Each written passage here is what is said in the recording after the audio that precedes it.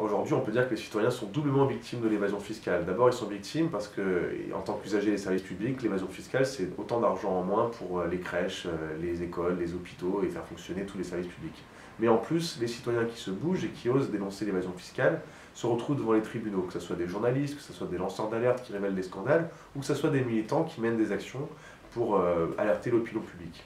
Mener des actions de désobéissance civile, ça permet de poser la vraie question. Qui vole qui dans cette histoire? Est-ce que c'est vraiment, quand on vole une chaise à une banque, on lui pose vraiment du tort? Ou est-ce que ce sont les banques qui, par les milliards qu'elles détournent dans les paradis fiscaux, causent des torts à tous les citoyens? Nicole Briand, elle a choisi légitimement de participer à une action de désobéissance civile, parce que le constat qu'on fait, c'est que les pouvoirs publics ne font rien pour lutter contre les paradis fiscaux. On l'a vu encore après les Paradise Papers, où soit on fait rien, soit on fait de diversion pour faire semblant qu'on lutte contre l'évasion fiscale.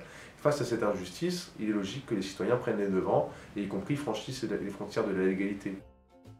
Si vous êtes scandalisé par l'évasion fiscale, alors on vous donne rendez-vous les 5 et 6 février à Carpentras pour demander la relaxe de Nicole et expliquer que ce n'est pas les militants qu'il faut juger, mais plutôt ceux qui organisent l'évasion fiscale.